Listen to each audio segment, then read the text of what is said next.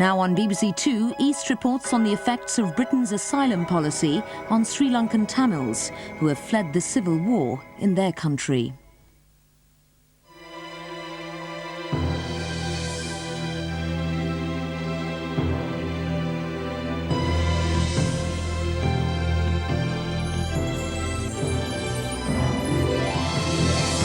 This woman has 17 cigarette burns from the torture inflicted in Sri Lanka.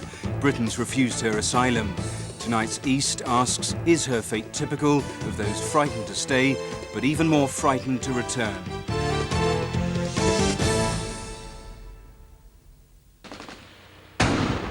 Sri Lanka, 1996, an island paradise ravaged by war. 50,000 have died in the conflict between the Sri Lankan government and separatist rebels, the Tamil Tigers. The army's capture of the Tigers' stronghold in Jaffna was countered by the outrage of the central bank bomb blast in the capital, Colombo. In the midst of this, thousands of Tamils flee abroad, seeking asylum and bringing with them stories of torture and fear. I told them I wasn't a Tamil tiger. They said I was lying. One officer pulled my hair. Then the other one pushed him away, took the cigarette he was smoking and burnt me on the nose and cheek.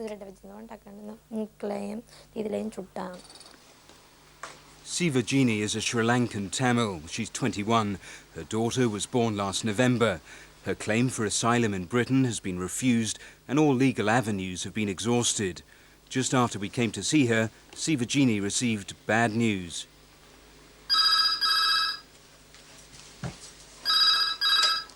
Hello? Her solicitor is phoning to say a fax has just arrived from the Immigration and Nationality Department of the Home Office. The fax tells Sivajini to report to Gatwick Airport for her removal on British Airways Flight 137 to Colombo in 4 days' time. If I go back now to Sri Lanka, it will be worse than what happened to me before. On no condition do I want to go back. If I hear a knock at the door, I'll be ready by the window to jump with my baby. The Home Office says it is safe to forcibly return to Sri Lanka Tamils who've been refused asylum here.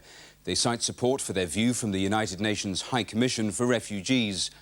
But East travelled undercover to Sri Lanka and heard a rather different story. Appaturai Vinaya Gamurti is a prominent human rights lawyer based in Colombo. Almost all of his clients are Tamils detained by the Sri Lankan government. We have never had such a situation as that prevalent in Colombo now. I don't know how the British government came to the conclusion that Sri Lanka is safe for the Tamils. Vinaya Gamurti claims that torture is common in Sri Lanka. He's handled 20 cases already this year, and just the day before we met him, he'd filed 7 cases of torture in the courts. What the police doing, they arrest a person, they torture him and get some sort of confession. And there's absolutely no independent evidence other than a confession extracted from him to sustain a charge. Last year, Sri Lanka had the second worst record in the world after Sudan for the number of people who simply disappeared. Many were washed up here at Lake Bolgoda, south of Colombo. In all, 21 bodies were found here. Most of them were Tamils. They'd been strangled and mutilated. Members of a military intelligence unit have now been arrested and released on bail pending trial. Back in London, Amnesty International continue to have major concerns about human rights in Sri Lanka. Torture occurs in Colombo. Ill treatment occurs in Colombo. People have disappeared in Colombo. People have died in custody in Colombo.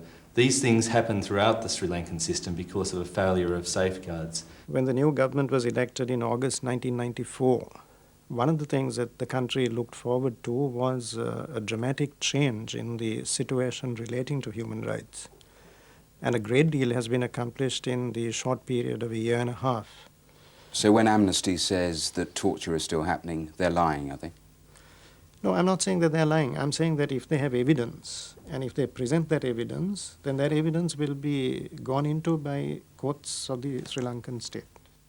The Sri Lankan war is an ethnic conflict between the majority Sinhalese, 15 million who live in these areas, and the minority Tamils, 3 million who live mainly in these areas. Since independence from Britain, Tamils have felt increasingly marginalised and for 20 years have been demanding an independent homeland, Elam. The separatists became militant in the early 80s when all-out war was declared by the Tamil Tigers.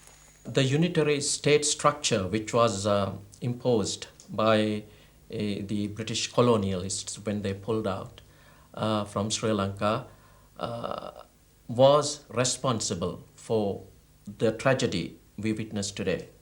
Because this unitary state structure was imposed in a country where there are two nations. The war has cost over 50,000 lives and uprooted entire communities. 600,000 people have been displaced within the country and over 130,000 have left altogether. Many have fled to Europe, and one of the favourite destinations is the old colonial mother country, Britain. But Tamils who do escape the conflict in Sri Lanka are coming up against increasingly restrictive controls in Britain and elsewhere in Europe. Britain defines a refugee in accordance with the United Nations Convention, first agreed in 1951. The narrow definition of the refugee applied in Western Europe essentially requires that the individual applying for asylum has an individualised fear of persecution by a particular state or state authorities in their country of origin.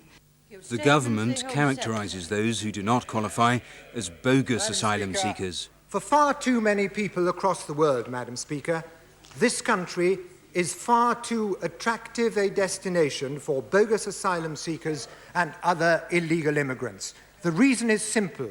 It is far easier to obtain access to jobs and benefits here than almost anywhere else.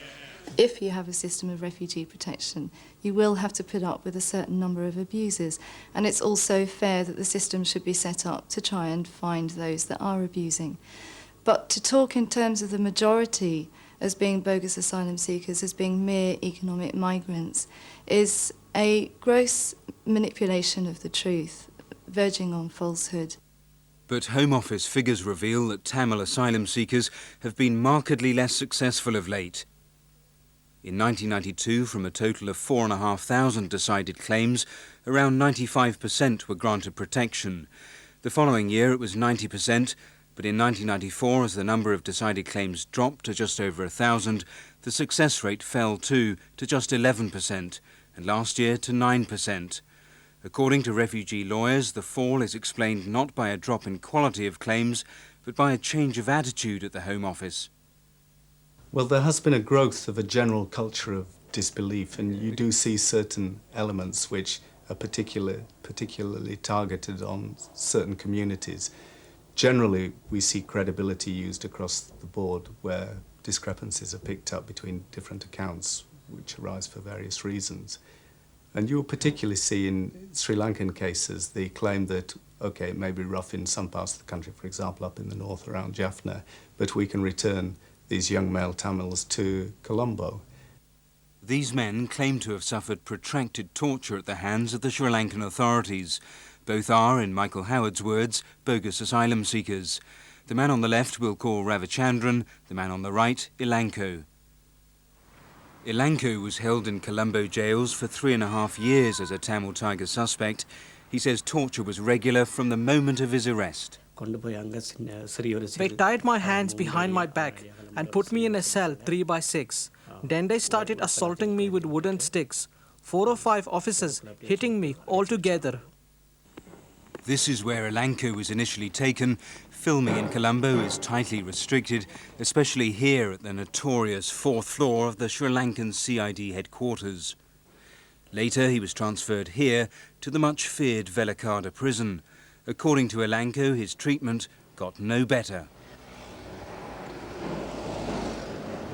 They tied my legs and hands, and when they tied me to a bar and beat me on the soles of my feet for more than 1 hour. Later they tied my hands behind my back and my legs and feet together, and they hung me from a wooden beam. The Home Office refused Elanco's asylum claim and served him with a deportation order, saying it would be safe for him to return to Sri Lanka. But shortly afterwards, Elanco received a letter from back home. It brought news of one of his Colombo cellmates. He too had been a Tamil Tiger suspect. It was a grim omen of what may be in store if Elanco returned to Sri Lanka. Batticaloa, June 13th, 1995. Dear Elanco, I write with the sad news that our friend, Nadaraja Parajasingam, was taken from his home by the police on the morning of May 21st. He was shot dead, and his father went to collect his body. Elanco's hometown, Batticaloa, is in the east of Sri Lanka. The area is now a war zone between the army and the Tamil Tigers. Cameras aren't allowed in. We arrived in the middle of a military operation, and Elanco's friend, the letter writer, had gone into hiding. But we did get confirmation of the killing from the local MP. When we went to this Irudhiyapuram area, I was told by many witnesses there that 5 youths were taken by the police and they are feared missing. And there was also witnesses. The parents told me that they heard the sounds and they have been killed behind palmera trees. The MP contacted the police and was told Elanco's friend had been killed, but that he was a Tamil Tiger who'd started firing on the police first. To my knowledge and to the evidence that were given to me by the parents and others of these 3 youths, they are innocent. As for Elanco in Britain, the Batticaloa MP is adamant. It is my considered opinion, he cannot return back to Sri Lanka because it will be a threat to his life and his security. Ravichandran also claims to have been tortured over many years in Sri Lanka. In 1992, he came to Colombo with a friend, having already suffered repeated beatings at the hands of the army 5 years previously. On the night of July 27, the soldiers knocked at my door and said, "There are 2 Tamil youths here and we must take them." They brought Ravichandran and his friend here, Colombo's Army Central Camp. Ravichandran says they were both assaulted on the way there. My friend was taken to another room and I could hear screams of agony from his torture. There were 2 or 3 officers taking it in turns to cut me with bayonets and blades and knives. Ravichandran says he and his friend were left for dead on the beach here, only a few hundred yards from the camp. He was found and nursed back to health by friends in Colombo. He fled the country the following year. Ravichandran can try to support his claim in Britain by visiting the London-based Medical Foundation for the Care of Victims of Torture. Here he's seen by Dr. John Joyce.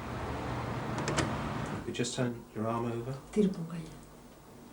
Okay, what caused these little marks across here? It is almost impossible to prove 100% that somebody has been tortured in the way in which they say, but on looking at the person's physical signs and taking those in collaboration with their history and linking up the two, one can make a reasonable diagnosis of whether the person is telling the truth in their when they suggest that they have been tortured. And there's 3 of those scars there. That's about 2 centimetres. That's about 3 centimetres.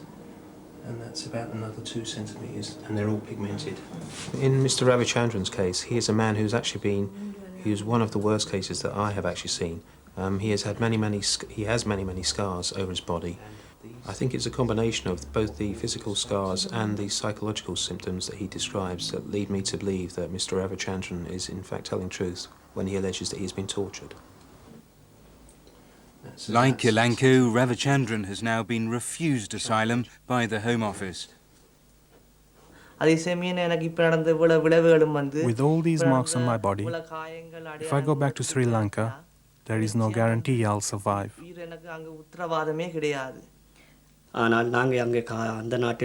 The minute I set foot back home, I'll be in the hands of the army. Because now the whole country, especially Colombo, is in the hands of the army. A lot of the people we've spoken to who have suffered torture say they're terrified of being victimised, of being tortured again if they returned to Sri Lanka. Yeah, but then, I mean, an economic refugee would also say that. So how can you cannot deny that there are large numbers of economic refugees in all these countries. They are coming for other reasons. Now, naturally, they would say that. They're not going to tell you, we are coming here to find employment. So they're lying as well, are they? A lot of people are lying. Not everybody is lying. Now, you have to distinguish the liar from the man who's telling the truth. But with respect, Minister, who should the public believe? A minister in a government that is accused still by Amnesty of carrying out torture, or the torture victims themselves? What has been the response of the UK government to those who allege torture? Surely, if your government believes that these people were tortured, would the UK government refuse to recognize them as genuine asylum seekers? Both Elanco and Ravichandran have the right of appeal against their refusal of asylum, and each will appear before an independent adjudicator later this year to make his case. Their evidence, including the evidence of this programme, will then be considered. The chances of success remain low. Around 4% of appeals are allowed, and according to some, that's no mere accident. I think most people who do representation before immigration appeals will say to you that there are adjudicators who have a high reputation and who will try to seek out the true answers. But there are other adjudicators who are less than perfect. Sivajini presented her asylum appeal in November 1994. Before that, she too went to the Medical Foundation, where she gave her first account of the torture she suffered. The doctor she saw there was Anne Rule. Dr. Rule found 17 cigarette burns on various parts of Sivajini's body. I believe she was credible because with the large number of cigarette burns and other scars that she had, my findings as a doctor were entirely consistent with her story. In court, Sivajini's lawyer presented Dr. Rule's report, and Sivajini herself was there to tell how she got the burns. Unfortunately for Sivajini, the adjudicator didn't believe her story, nor was he impressed with the Medical Foundation report. Curiously, however, he did accept that she'd been brutally treated by Sri Lankan security forces. But in his determination, the special adjudicator John Timmins had this to say. Unfortunately, brutality is a routine way of dealing with prisoners in many parts of the world when information is sought from the prisoner. However, that does not necessarily amount to persecution for a conventional reason. The adjudicator didn't even believe the medical report and anything that had happened to me. He didn't seem to take my story seriously. Although the adjudicator didn't believe Sivajini was a refugee under the convention, it was open to him to recommend another type of protection, exceptional leave to remain. Historically, exceptional leave has been what's given to refugees in times of crisis. It's not a permanent status and must be renewed at intervals. Until 1993, almost all Tamil asylum seekers were given exceptional leave, but then the Home Office took the view that things in Sri Lanka were improving, so the policy changed. But is the policy really no more than a numbers game? This man escaped from Colombo to Britain after repeated detention by the Sri Lankan authorities. He was refused asylum. An adjudicator then dismissed his appeal, but recommended in the strongest possible terms he be given exceptional leave to remain. I was really happy thinking they'd permit me to stay, because if I go back to Sri Lanka, I'll be arrested and face trouble. Despite the adjudicator's very strong recommendation, the Home Office refused to grant protection to Alakesan. In doing so, they appear to be acting against their own stated policy. In 1994, the former Immigration Minister Charles Wardle stated, "It is the normal policy to accept adjudicators' recommendations unless to do so would be unreasonable or inconsistent or would undermine general policy." Recently, a High Court judge ordered the Home Office to produce statistics on how many exceptional leave recommendations had been followed. The Home Office replied they didn't keep such statistics. But we've discovered 29 cases in the last 3 years, where such a recommendation has been made. Of these, none has been followed by the Home Office. These figures trouble leading specialists in asylum law, like barrister Alpa Riza. Either the Secretary of State has a policy on these recommendations, which means that if they are made and that they are strong, they are then followed, or he does not raise expectations because it is unfair, if not cruel, to appellants. We are obliged to grant asylum to people who have a well-founded fear of persecution. That's something we take very seriously. It's an international obligation that we have incorporated in our domestic law, and where people are entitled to asylum, we grant it to them. You're putting to me recommendations made by adjudicators which are not binding in relation to people whom the adjudicators themselves have held are not entitled to asylum. Now, where there are non-binding recommendations by adjudicators in those circumstances, we're not obliged to accept them. We make it clear that we're not obliged to accept them. There is no international obligation which obliges us to accept them, and we don't always accept them. Well, quite clearly, 0 out of 29 cases. Of the ones that you're putting to me, I mean, obviously there are occasions when we do accept them, but there are quite a few when we don't. You see, a leading lawyer that we've spoken to in refugee law says that by refusing so many recommendations, he describes it as cruel and unfair to asylum seekers. Well, obviously he's entitled to his opinion, but our obligation is very clear. It is to grant asylum to those who are entitled to it. Meanwhile, despite such a strong recommendation, Ala Kesan is left hoping the Court of Appeal may reverse the Home Office decision to deport him. The adjudicator understood that my life is at risk if I return. But the Home Secretary insists I must be sent back. I don't think he understands the situation in Sri Lanka. Order! Order! The government is now preparing to tighten up on asylum applications still further with its Asylum and Immigration Bill. One of the most controversial of the measures expected to be enacted later this month is the so-called white list of countries. These are countries which produce a high number of failed asylum seekers to Britain and which the Home Secretary designates as safe. Asylum applications from whitelist countries will be presumed to be unfounded. Richard Dunstan, refugee officer at Amnesty, has been studying the bill. Although Sri Lanka is not currently on the whitelist, he believes it's only a matter of time. Sri Lanka is one of the largest applicant nationalities and has one of the lowest Home Office recognition rates. There's therefore little doubt in our mind that ultimately Sri Lanka will be included on the whitelist. The Home Office maintains that each whitelist case will still be dealt with fairly and fully. But Amnesty believe there are plans afoot for making the appeal process even harder for those from whitelist countries. Those refused will be categorised as manifestly unfounded cases.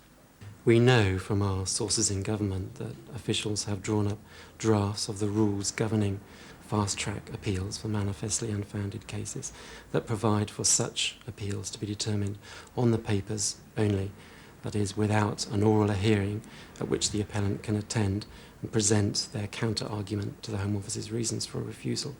Now, our concern is that without such an oral hearing, the adjudicator will not have an opportunity to assess the credibility of the applicant, something which we believe is crucial and central to the fair determination of asylum cases and to asylum appeals.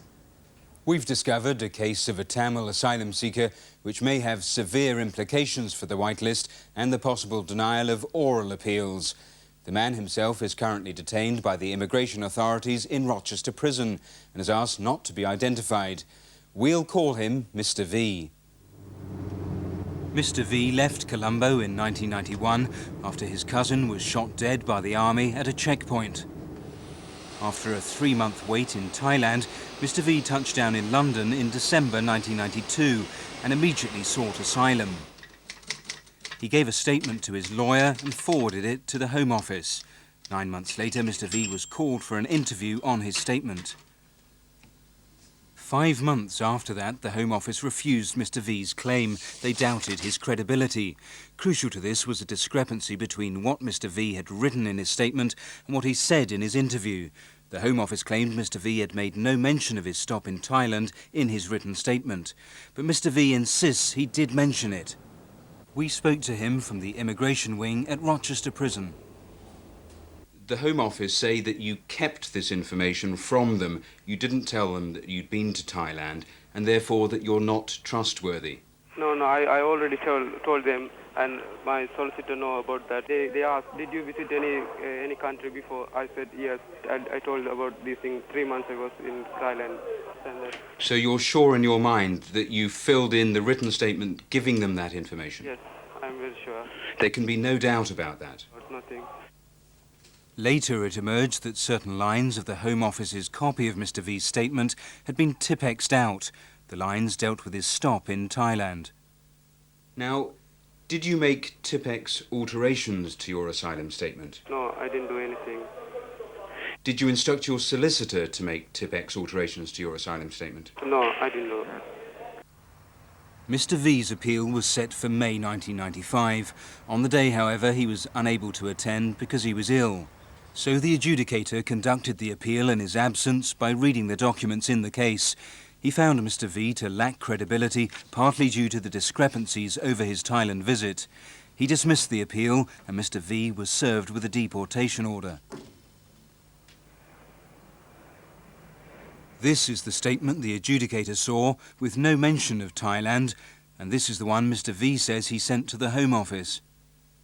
The Home Office official handling the case denies he made any Tipex alterations, so the discrepancy remains something of a mystery. We showed our evidence to Amnesty's Richard Dunstan. Well, this case illustrates the danger, first, of having a whitelist, but secondly, of determining appeals on the papers only. And our concern is that any appeal by an applicant from a whitelist country will be determined in that way, without an oral hearing. And it's very difficult to see how in future any genuine refugee from a country on the whitelist will be able to seek and obtain asylum in Britain. That's a very grim future indeed.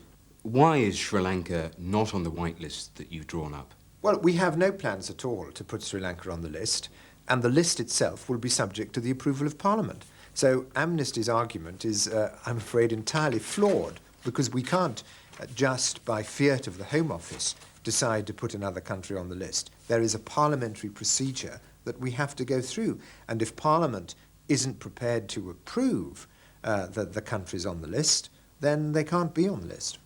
And Mr Howard was equally adamant on the removal of the right of an oral appeal. The proposal is that it is only in the clearest of cases that the oral appeal should not take place.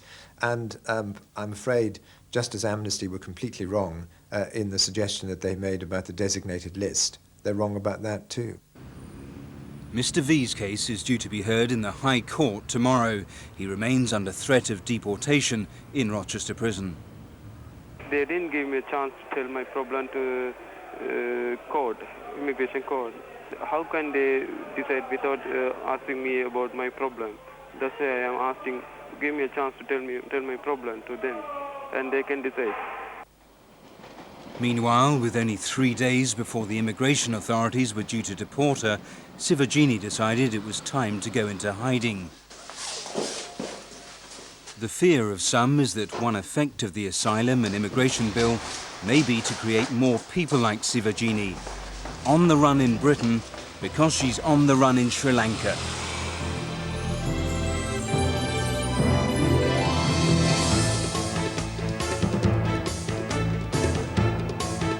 Since we filmed Sivajini, there's been a development. The Home Office reversed their decision on her case. Last Wednesday, she received a letter granting her exceptional leave to remain for 1 year.